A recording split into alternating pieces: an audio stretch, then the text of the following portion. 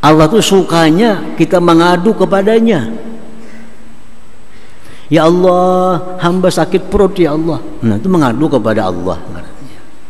Ya Allah, hamba susah ya Allah, banyak masalah ya Allah, itu mengadu kepada Allah. Allah suka.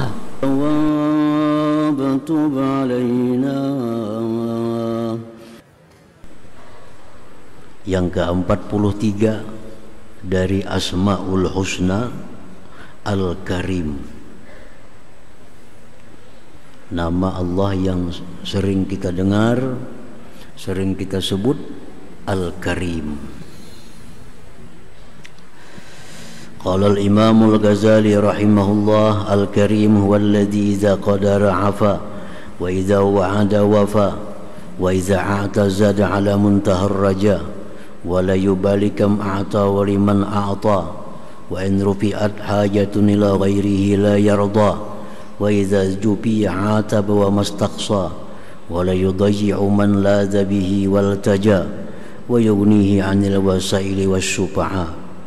Faman ijtama'a dzalik la bitakalluf fa huwal karimul mutlaq wa dzalika lillah subhanahu wa ta'ala faqat. Al-Karim artinya menurut Imam Al-Ghazali rahimahullah, dialah yang memaafkan orang-orang yang berbuat salah kepadanya, padahal dia mampu untuk menindaknya. Dan bila mana dia berjanji, dia tepati janjinya. Bila memberi, melebihi atas yang diharapkan. Dan dia tidak peduli berapa banyak yang dia berikan, dan tidak peduli kepada siapa dia memberi. Dan jika dilaporkan hajat kepada selain dia, dia tidak senang, dia marah. Dan apabila dijauhi, dia mencela. Dan dia tidak menyia-nyiakan orang yang bersandar kepadanya, yang menyerah kepadanya. Dan dia terkaya daripada perantara dan penolong. Maka yang terhimpun yang demikian itu semua disebut Al-Karim, dan itu hanya adalah Allah subhanahu wa ta'ala. Nah, jadi Karim ini panjang maknanya, panjang artinya. Biasa kita singkat Al-Karim itu dengan yang maha mulia, bisa pula dengan maha pemurah. Al-Karim. Ijtama'a fil karim sab'atu ma'anin, terhimpun dalam Al-Karim 7 makna. Secara ringkas saja kita bisa mengartikan Karim maha mulia atau maha pemurah. Padahal lebih daripada itu. Kalau kita rinci, Al-Karim itu di dalamnya ada 7 makna, 7 arti. Al-awwalu, yang pertama, arti Al-Karim idza qadara afa, artinya yang memaafkan, padahal mampu untuk menindak langsung dengan selalu memberi tempo kepada ahli maksiat untuk bertobat. Salah satu makna Al-Karim dari 7 makna, dia selalu memaafkan orang yang berbuat maksiat, dalam arti selalu memberi waktu untuk bertobat. Orang berdusta haram, tapi kada langsung ditindak. Kalau misalnya orang berdusta jadi bisu, padahal bisa dihukum oleh Allah karena dia berdusta, mulutnya jadi busuk, tapi kada. Nah, orang berdusta diberi tempo oleh Allah, kada diapa-apai, sampai kini waktunya dia bertobat kepada Allah. Orang yang melihat yang haram mestinya langsung sakit mata. Melihat yang haram langsung mata sakit. Tapi Allah kada demikian. Orang yang melihat yang haram diberi timpu oleh Allah. Diberi timpu agar bisa tobat, bisa minta ampun kepada Allah. Orang yang melangkah kaki kepada yang haram mestinya langsung lumpuh. Langsung lumpuh. Tapi Allah dengan namanya Al-Karim, Allah beri timpu dulu. Sampai kapan Allah memberi timpu? Nah, sampai roh di tenggorokan kita. Iza balagatil hulkum. Sampai roh ini di tenggorokan, hanyar habis timpunya. Kada kawa lagi minta ampun kepada Allah. Kada kawa lagi bertobat kepada Allah. Kenapa? Karena bila roh di tenggorokan, itu dia sudah melihat Israel, sudah melihat tempat yang bakal ditempatinya, surga atau neraka. Makanya orang tobat di situ kada diterima lagi tobatnya. Jadi selama roh belum ditenggorokan, sebesar apapun dosa kita, seberat apapun pelanggaran kita, kalau kita mau minta ampun kepada Allah, Allah ampuni, Allah maafi. Nah, ini Al-Karim.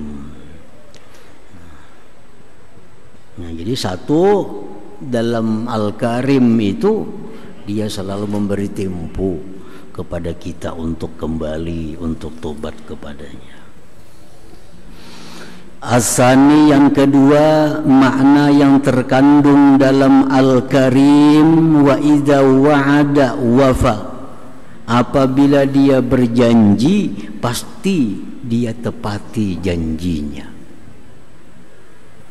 Allah pasti menepati apa-apa yang dia janjikan kepada hamba-hambanya itu. Mustahil Allah ingkar janji. Karena ingkar janji itu sifat aib, sifat cela, dan Allah maha suci daripada sifat cela. Setiap Allah menjanjikan sesuatu, baik dalam Al-Quran, baik dalam hadis-hadis Nabi, maka itu janji Allah pasti akan ditepati oleh Allah Subhanahu wa ta'ala. Di dalam Al-Quranul Karim, Allah Subhanahu wa ta'ala berjanji, Ud'uni astajib lakum. Ud'uni, berdoalah kepadaku, mintalah kepadaku, aku perkenankan doa kamu. Aku perkenankan doa kamu. Artinya aku beri permintaan kamu. Nah, itu janji daripada Allah Subhanahu wa ta'ala. Apabila kita berdoa kepada Allah, Allah pasti akan mengabulkan doa kita itu. Tetapi hanya sampai di situ. Berdoalah kepadaku, aku kabulkan. Allah kadang menjanjikan tempo. Allah kadang menjanjikan segera. Adalah hadisnya, adalah Qur'annya. Bila berdoa segera, kok kada ada segeraan itu. Nah, begitu kita berdoa, Allah berjanji mengabulkan doa kita, mengijabah doa kita, memperhatikan doa kita. Tetapi Allah kadang menjanjikan segera mengabulkan.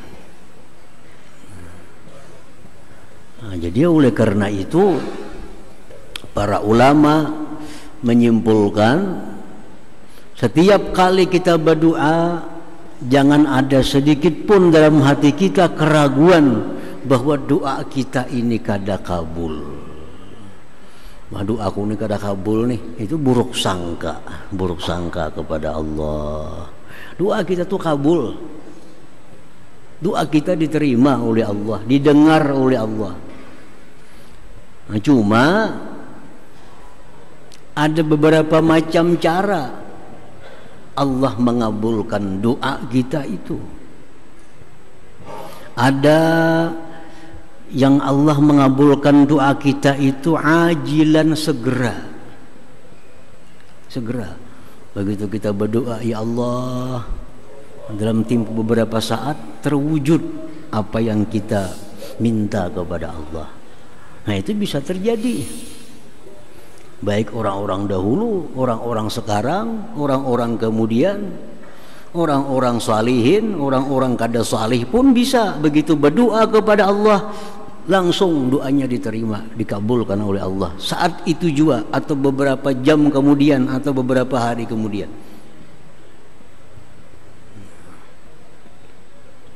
Nah, itu cara Allah mengabulkan doa kita secara langsung, ajilah. Kemudian lagi ada juga cara Allah mengabulkan doa kita itu ajilah, betimpu. Nah, betimpu. Kada hari ini dikabulkan Allah, kada minggu ini dikabulkan Allah, kada tahun ini dikabul, tapi tahun depan. Tahun depan. Nabi Zakaria alaihi salam berdoa kepada Allah.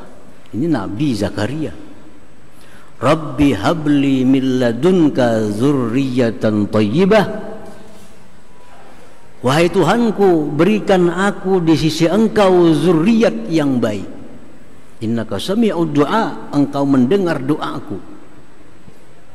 Yang berdoa ini Nabi Zakaria. Di mana Nabi Zakaria berdoa ini?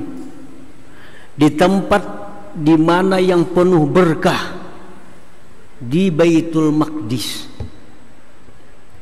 Di tempat di mana di situ Siti Maryam berhalwat. Nah, bukan main. Tempatnya Nabi Zakaria berdoa ini di tempat yang sangat bagus, di mana Siti Maryam di situ berhalwat, dapat kiriman dari Allah makanan setiap hari. Nah, di situ Nabi Zakaria memilih tempatnya untuk berdoa kepada Allah agar diberi Allah zuriat yang thayyibah, yang bagus. Allah kabulkan doa Nabi Zakaria. Tetapi 40 tahun kemudian, 40 tahun hanya hamil bini Nabi Zakaria. Padahal yang berdoa ini Nabi. Kurang apa Nabi? Di tempat Baitul Maqdis, di tempat khalwatnya Siti Maryam, yang berdoa Nabi memakai Ismul A'zam, dikabulkan oleh Allah, tapi 40 tahun kemudian. Nah, jadi orang-orang yang belum punya keturunan baca doa, Rabbi habli min ladunka dzurriyyatan thayyibah. Berdoa kepada, jangan menyerah. 10 tahun berdoa kada kabul lagi. Nabi Zakaria 40 tahun. Nah, jadi kada ada istilah putus asa. Dalam sebuah hadis disebutkan intizarul faraj ibadah. Menunggu kelapangan itu ibadah. Kita ini kada bisa anak nih berdoa, ya Allah berikan aku anak yang salih, berikan aku zuriat yang salih, berdoa. Nah, esok berdoa pulang. Kita menunggu sampai saatnya itu ibadah. Menunggunya itu ibadah. Kita banyak bisi hutang, ya Allah hamba banyak bisi hutang, lunasi akan hutang hamba ya Allah. Kita tunggu apabila kalau lunasnya hutang nih. Menunggu itu pahala, menunggu itu ibadah. Intizarul faraji ibadah. Nah, jadi jangan ragu-ragu bila kita berdoa, doa kita kabul. Masalahnya lagi tinggal apabila kabulnya, itu aja. Dan jangan digasak. Allah kata tujuh digasak. Jangan digasak. Termasuk mencacatkan, mencederai doa bila kita berdoa itu sambil minta segerakan. Nah, minta segerakan. Jadi cara Allah mengabulkan doa kita bisa segera, bisa bertimpu. Karena Allah kadang menjanjikan segera itu kadada. Allah janjikan cuma aku kabulkan. Nah, aku kabulkan.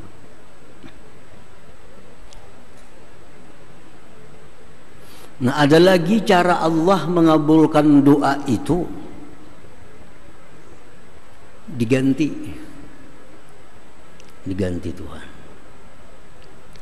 Dengan apa Tuhan mengganti? Dengan yang lebih baik dari yang kita minta. Dengan yang lebih baik dari yang kita minta. Itu bisa. Karena nama Allah Al-Karim. Nama Allah Al-Karim. Kita minta ini lebih pada itu diberi oleh Allah. Diganti dengan lebih baik. Ada orang yang minta kepada Allah sepeda motor, diberi Tuhan mobil. Kan lebih baik tuh. Nah, itu pun bisa juga diganti. Dan bisa pula cara Allah mengabulkan doa kita itu ditabung jadi pahala. Nah, dikumpulkan jadi pahala. Kita berdoa dikumpulkan Tuhan jadi pahala. Kita berdoa dikumpulkan Tuhan jadi pahala. Kita berdoa dikumpulkan. Apa yang kita minta tuh kada terwujud. Kita minta sihat, kada saling sihatan, garing aja. Tapi diganti dengan pahala. Nah, diganti dengan pahala. Imam Yazid Ar-Raqqashi radhiyallahu anhu, beliau berkata, di akhirat nantinya Allah Subhanahu wa ta'ala menampakkan pahala-pahala ibadah yang dikerjakan hamba di dalam dunia. Tuh ya Tuhan, netlah pahalanya. Itu gedung tuh tahulah, tuh pahala kau sembahyang. Tuh pahalanya. Kau ada melihat taman yang indah, itu milik engkau. Itu karena kamu suka berzikir kepada Allah. Nah, dilihatkan oleh Allah pahala-pahala ibadah yang kita gawe dalam dunia nih, dilihatkan. Itu ada bidadari tuh ampuni kami bidadari tuh. Itu pahala apa? Itu pahala karena engkau suka bersedekah. Dilihatkan. Dan diperlihatkan pula kepada hamba itu gedung yang paling besar tutup punikam. Dalamnya lengkap, segala macam fasilitas ada dalam gedung yang tinggi, yang megah. Itu ya Tuhan milik engkau. Itu pahala apa ya Allah? Dia si hamba nih. Pahala apa? Kalau tadi taman pahala puasa, gedung itu pahala sembahyang, bidadari pahalanya sedekah. Gedung yang besar itu pahala apa ya Allah? Itu pahala yang rancak yang berdoa kada kabul, yaitu gantiannya. Jika merancak berdoa kada kabul, iya itu jadinya. Nah, maka di saat itu si hamba ini bercita-cita, jika kada kabul doaku semua dalam dunia dulu, melihat nangka itu gantiannya. Memilih kada kabul. Jika kada kabul dalam dunia, banyak bisa gedung-gedung nang megah itu. Nah, jadi cara Allah mengabulkan doa macam-macam. Yang penting setiap kali Allah berjanji bila kau berdoa aku kabulkan, itu pasti. Jangan ragu-ragu. Jadi berdoa itu kada ada sia-sianya. Bisa yang kita minta ada terwujud. Bisa saat ini, bisa kainnya, bisa akan datang, bisa di akhirat digantikan dengan yang sangat besar yang lebih daripada yang kita minta itu. Nah, para muhibbin rahimakumullah. Nah, jadi yang kedua, dalam Al-Karim itu Allah bila berjanji dia pasti menepati janjinya. Asalis yang ketiga, wa idza a'ta zada ala muntahar raja wa la yubali kam a'ta wa liman a'ta. Yang ketiga, makna dalam Al-Karim, bila Allah itu memberi melebihi atas yang diharapkan kita, dan dia tidak peduli berapa banyak yang ia beri, dan dia tidak peduli kepada siapa dia memberi. Allah memberikan makanan, memberikan rezeki, memberikan dunia. Allah kada peduli ini orang kafir, ini orang maksiat, ini orang ahli ibadah, ini orang ahli zikir, kada peduli. Siapapun diberi Allah, siapapun diberi Allah. Nah, ini makna Al-Karim juga. Al-Karim. Ada orang beragama kada Islam, kada bertauhid. Satu hari orang tua umur 70 tahun lebih ini kada makan, kada ada yang dimakan, kelaparan. Biasa lancar aja makan rezeki murah. Kenapa sampai umur 70 tahun lebih ada satu hari kelaparan? Datang kepada Nabi Ibrahim alaihissalam. Nabi Ibrahim tahu ini orang kada mau umpat aku nih, ini orang kada mau masuk Islam, ini orang kada mau mengesahkan Allah, ini orang yang berhala.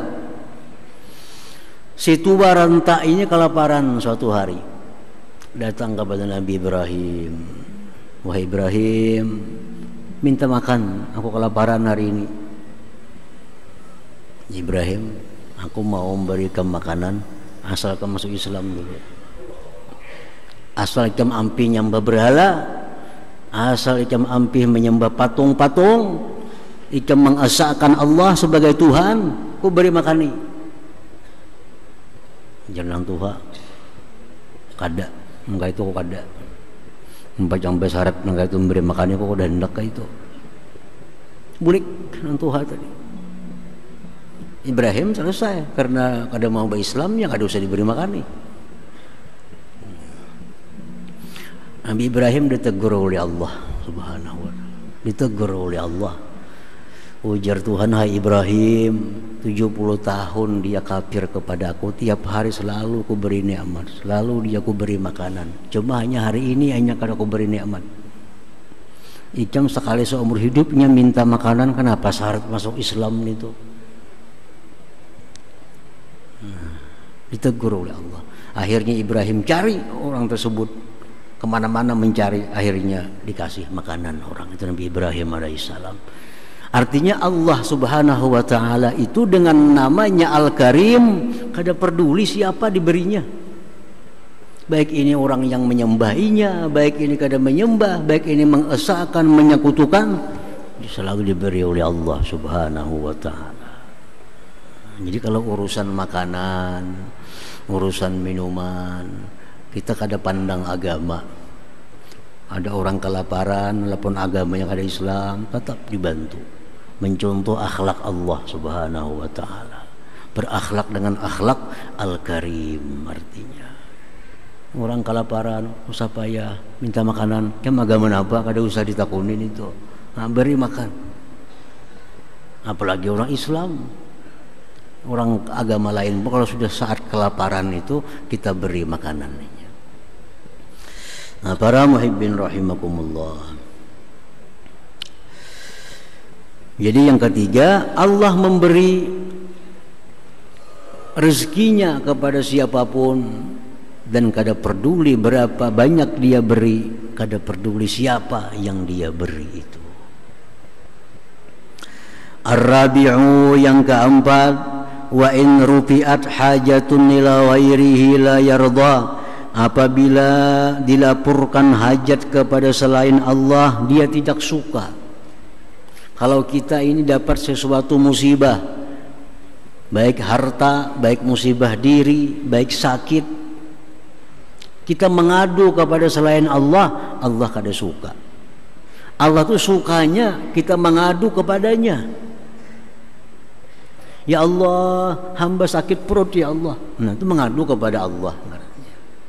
Ya Allah, hamba susah, ya Allah, banyak masalah, ya Allah, itu mengadu kepada Allah. Allah suka. Nah, setiap kali masalah yang terjadi pada diri kita, yang pertama kita laporkan kepada Allah Subhanahu wa taala. Jangan mengadu kepada orang lain. Bila kita mengadu kepada orang lain, nah la yarda, Allah kada suka itu. Kada suka. Ini para ulama membahas masalah kita mengadu kepada selain Allah nih. Ada 3 hukumnya. Pertama, boleh kita mengadu kepada selain Allah dengan 2 syarat. 1, orang yang kita aduakan ini, yang kita lapori ini bisa menghilangkan kesusahan kita, bisa menghilangkan kemudaratan kita, dan i'tikad dalam hati bahwa ini adalah sebab dari sekalian banyak sebab, yang memberi sebab Allah Subhanahu wa taala. Contohnya kita sakit, kita datang ke dokter, dokter sakit sebelah sini lah, sakit ini, kita mengadu tuh, mengadu. Tapi yang kita mengadu kepada dokter memang orang yang punya ilmu untuk bisa menyembuhkan itu. Nah, sakit ini dokter, sakit ini, sakit itu. Tapi dalam hati kita mengiktikadkan bahwa yang menyembuhkan itu Allah, dokter ini hanya sebab. Nah, mengadu kepada dokter seperti itu kadang menghilangkan tawakal kita kepada Allah, kadang menghilangkan kesabaran kita. Kadang menghilangkan tawakal kepada Allah, kadang menghilangkan kesabaran. Kita datang ke tukang tabib yang bisa menghilangkan penyakit. Aku sakit ini wahai tabib, ampihakan bang, sembuhakan bang, obati bang. Tapi tabib memang sekolah itu, memang ahli itu. I'tikad di hati kita yang menyembuhkan Allah, ini sebab tabib ini. Nah, kita melapor yang demikian itu kada mengeluarkan kita dari golongan orang yang bertawakal, kada mengeluarkan kita dari golongan orang-orang yang sabar. Nah, yang kedua, melapor, mengadu makruh. Yang makruh ini yang mana? Nah, kita mengadu, kita melapor kepada orang yang kada bisa apa-apa, cuma yang sekedar mengeluh, sakit kepalaku, sakit awakku, yang dipanggil orangnya dokter kada, tukang urut kada, apa kada, cuma sekedar menghilangkan beban. Nah, orang ini banyak masalah hidupnya, lalu dituangkannya kepada orang lain. Aku di masalah ini, hatinya lapang. Karena tak bagi menanggung kawan 4 menanggung akan juga. Hati tak kurang sasak, tak kurang laba. Pada kawan ini kada bisa membantu, ini kan susah juga. Cuma karena kita bagi masalah kita jadi lapang. Nah, ini makruh. Dan ini mengeluarkan kita dari kesabaran. Kita jadi kada orang sabar lagi. Yang kedua ini. Nah, yang ketiga, mengadu yang diharamkan oleh Allah. Nah, orang sakit mengadu ke dokter, orang ini mengadu kepada ahlinya, tapi dalam hatinya ada kesal dengan takdir Allah ini. Nah, ini yang haram. Inya kada senang, inya kada lapang hati diberi musibah nih, lalu dia mengadu ke sana kemari. Nah, ini haram mengadunya nih. Ini mengadu yang haram. Jadi ada 3 macam kalau kita mengadu nih tuh. Bisa boleh, bisa makruh, bisa haram. Namun yang pertama aja nang tetap kita dalam keadaan sabar, dalam keadaan tawakal. Kita mengadu sakit kepada dokter, mengiktikadkan menyembuhkan Allah, dokter hanya sebab. Nah, ini mengadu kada jadi masalah. Tetap kita masih dalam sabar, masih dalam golongan orang yang bertawakal kepada Allah. Nah, datang kita garing, datang kawan kita, aku sakit kepala, kawan kada bisa mengobati juga. Nah, ini mengeluh yang yang makruh, dan ini menghilangkan pahala kesabaran daripada kita. Kalau ada kita mengeluh sambil kesal dengan musibah ini, nah ini mengeluh yang haram, mengadu yang haram. Allah Subhanahu wa ta'ala dengan namanya Al-Karim, bila kita mengadu kepadanya, dia suka, dia senang. Kita mengadu. Makin banyak kita mengadu kepada Allah, Allah makin suka, Allah makin senang. Nah, itu makna daripada Al-Karim juga. Al-Khamis, yang kelima, wa idza jubi'a taba, apabila direnggangi dia mencela. Allah tuh kalau kita jauhi, kita dicelanya. Kita kadang mengingat Allah, kita kadang berzikir kepada Allah, kita melalaikan hukum-hukum Allah, nah, menjauhkan diri dari Allah. Nah, Allah cela kita. Allah cela kita. Nah, ini pun termasuk dalam nama Allah Al-Karim. Kalau ada orang yang mendekat kepadanya, dia suka, dia senang, dia beri pahala. Kalau ada menjauh daripadanya, dia kada suka, dia cela kita. As-sadis, yang keenam, wala yudayyi'u man laza bih, dan dia tidak menyia-nyiakan orang yang pasrah kepadanya. Nah, kalau kita berserah kepada Allah, Allah akan memperhatikan kita. Allah akan memperhatikan kita. Wa may yatawakkal 'ala Allah fa huwa hasbuh. Dalam Al-Qur'an Allah berfirman, siapa yang menyerahkan perkaranya kepada Allah, Allah mencukupinya. Nabi Ibrahim alaihissalam dilemparkan ke dalam api. Hasbiyallah wa ni'mal wakil. Aku berserah kepada Allah. Allah sebaik-baik orang yang mengurusi aku. Nabi Ibrahim berserah kepada Allah, dicukupi oleh Allah Subhanahu wa ta'ala. Jadi berserah diri kepada Allah ini asal bujur-bujur berserah, jangan setengah-setengah. Allah akan mencukupi apa yang kita perlukan. Nah, itu pun masuk dalam Al-Karim. As-sabi'u, yang ketujuh, wa yughnihi 'anil wasaili wasyufa'a, dia Allah tidak perlu kepada penolong, kepada perantara untuk memberikan sesuatu kepada kita. Allah kada berhajat kepada orang, Allah kada berhajat kepada penolong untuk membikin sesuatu, untuk memberikan nikmat ke sesuatu. Allah kada perlu orang lain, karena dia bisa sendiri menyampaikan nikmat-nikmatnya kepada orang yang dia kehendaki itu. Nah, jadi 6-7 macam ini dalam kandungan Al-Karim. Jadi apa artinya Al-Karim? Panjang, 7 macam. Bila terhimpun 7 macam ini pada seseorang, maka seseorang itu disebut Al-Karim. Dan itu hanya bisa untuk Allah Subhanahu wa ta'ala. Nah, secara singkat biasa diterjemahkan Al-Karim itu adalah yang maha mulia atau yang maha pemurah. Nah, para muhibbin rahimakumullah, al-mu'min bismillahil karim ayyuhibbahu, orang yang beriman, orang yang percaya dengan nama Allah Al-Karim, dia akan cinta kepada Allah.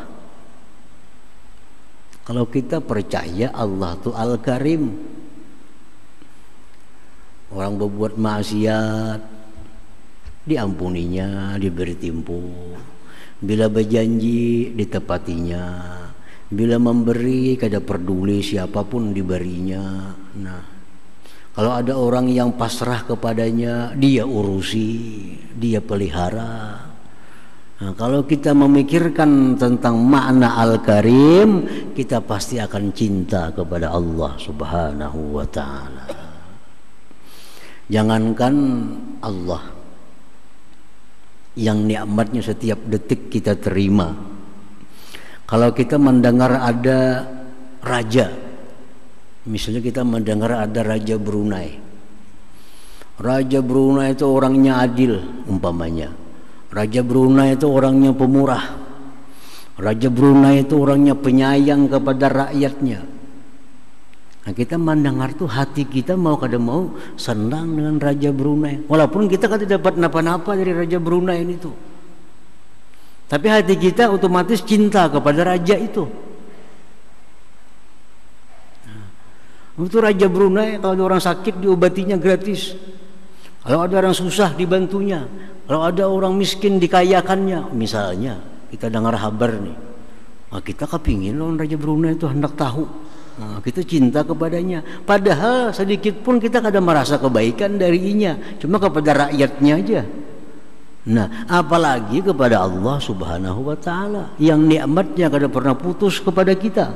Jadi kalau kita berpikir merenungi Al-Karim, pasti kita cinta kepada Allah Subhanahu wa Ta'ala.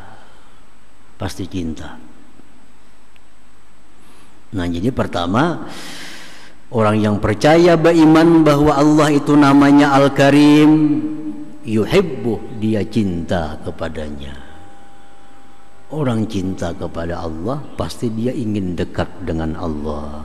Orang yang cinta dengan seseorang pasti ingin dekat dengan seseorang itu. Yang kedua, kalau kita beriman kepada nama Allah Al-Karim, alla yaghtarra bihi, dan jangan terperdaya dengan nama Allah Al-Karim. Jangan tertipu. Allah itu memaafkan bila kita berbuat maksiat. Jangan tertipu. Menungkainnya aku berbuat maksiat, Tuhan itu pemaaf juga. Nah, ini orang terperdaya. Terperdaya dengan Al-Karim. Ma gharraka bi rabbikal karim, ujar Tuhan. Apa yang membuat engkau terperdaya dengan Tuhan engkau Al-Karim? Kita merasa sihat, merasa bahagia, merasa senang, padahal kita banyak maksiat, padahal kita banyak ingkar kepada Allah, tapi nikmat selalu melimpah. Nah, ini maulah kita terperdaya. Kita mengira Tuhan sayang, kita mengira Tuhan itu sayang kepada kita. Buktinya apa? Kita sihat, kita selamat, kita kaya. Nah, jangan terperdaya, karena Allah Ta'ala itu punya Al-Karim namanya, tapi di sisi lain dia ada punya nama Al-Muntakim yang maha menyiksa. Di sisi lain dia ada punya nama Al-Muzil yang menghinakan, yang menghancurkan. Nah, jadi jangan terperdaya hanya dengan satu nama Al-Karim ini. Nah, jadi kalau kita kenal nama Allah Al-Karim, justru makin mendekat kepada Allah, bukan menjauh. Bukan menjauh. Allah kada pemarah, Allah pemaaf. Jangan diulah sagan membuat maksiat, tapi hendaknya diulah untuk menambah cinta kita kepada Allah Subhanahu wa Ta'ala.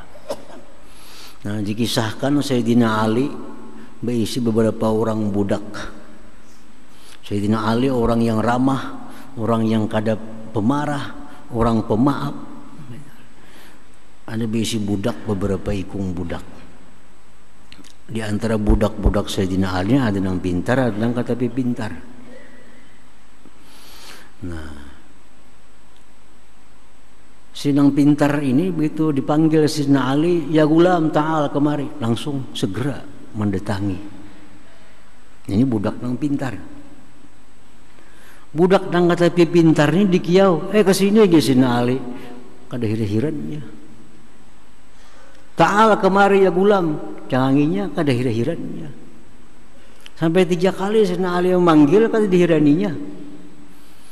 Didatangi oleh Sayyidina Ali, kenapa ikam ku panggil berapa kali kada mahinggai, kada menyahut. Jadi si budak ulun tahu pian tu kada pemarah orangnya. Nah, ini budak nang tapi pintar ngarannya. Ngerti pintar budaknya. Kenapa ikam ku suruh kada maasi? Ikam ku kiau kada mahinggai. Kenapa? Ulun tahu pian tu penyayang, pian kada penyarikan. Nah, jadi kalau kita maksiat kepada Allah, Allah Al-Karim. Nah, ini kita kan tapi pintar ngarannya. Maksiat de papa Tuhan tu pemaaf aja, Tuhan pengampun aja. Ini kayak budak yang tapi pintar tadi. Mestinya makin tahu Allah itu penyayang, pemaaf, makin mendekat kepada Allah Subhanahu wa Ta'ala, makin patuh dan tunduk kepadanya. Nah, jadi itu buah keimanan kita kepada Al-Karim. kita mesti cinta kepadanya dan kada terperdaya dengan nama Allah Al-Karim tadi. Nah, itu yang ke-43 Al-Karim. Kemudian yang ke-44 insyaallah Ar-Raqib.